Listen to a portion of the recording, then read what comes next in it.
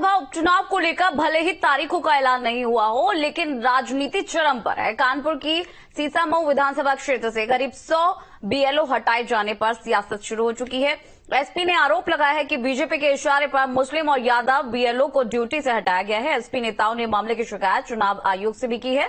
SP के आरोपों पर बीजेपी ने पलटवार किया है। बीजेपी नगर अध्यक्ष ने कहा है कि एसपी के पास चुनाव के लिए कोई मुद्दा है ही नहीं। बीजेपी ने एसपी पर लोगों को जातीय आधार पर बांटने के आरोप लगाए।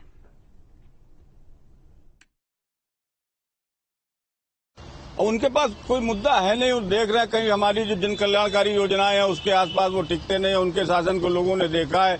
उनके शासन का ही परिणाम है कि जो गुंडई और अराजकता के कारण जो उनके विधायक सस्पेंड हो रहे हैं, उनकी सदस्यता जा रही है। अब ऐसे में कुछ नहीं है तो वो जाति धर्म हर एक काम में उनके पास किसी भी विषय को आप देख लीजिए, अंत में उनका एक रटा रटाया शब्द है।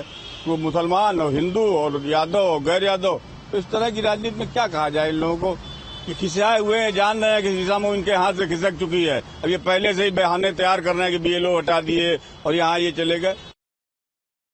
लगभग 111 बीएलओ पीडीए के, जिस पीडीए ने 2024 के लोकसभा चुनाव में उत्तर प्रदेश में भारतीय जनता पार्टी को कमजोर किया है, हराने का काम किया है, उस पीडीए के लोगों को हटाकर सीसामऊ विधानसभा में भारतीय जनता पार्टी अपने जीतने का ख्वाब देख रही है, जिसको हमारे बीएलए कभी पूरा नहीं होने देंगे।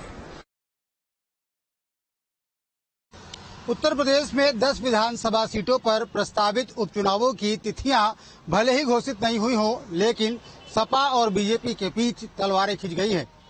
कानपुर में सीसामऊ विधानसभा क्षेत्र में प्रस्तावित उपचुनाव को लेकर के बीजेपी और सपा के बीच वार पलटवार का सिलसिला शुरू हो गया है।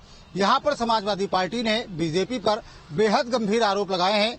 समाजवादी पार्टी के नेताओं का कहना है कि 110 ऐसे बीएलओ हटा दिए गए जिनका ताल्लुक पीडीए से था। उनका कहना है कि 98 ऐसे बीएलओ हटाए गए हैं जो या तो मुस्लिम थे या फिर यादव थे, जिसके जरिए बीजेपी चुनाव को प्रभावित करना चाहती है।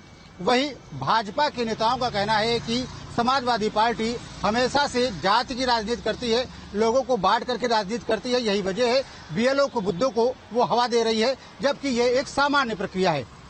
ब्यूरो सिंह के साथ श्याम तिवारी, न्यूज़ स्टेट कानपुर।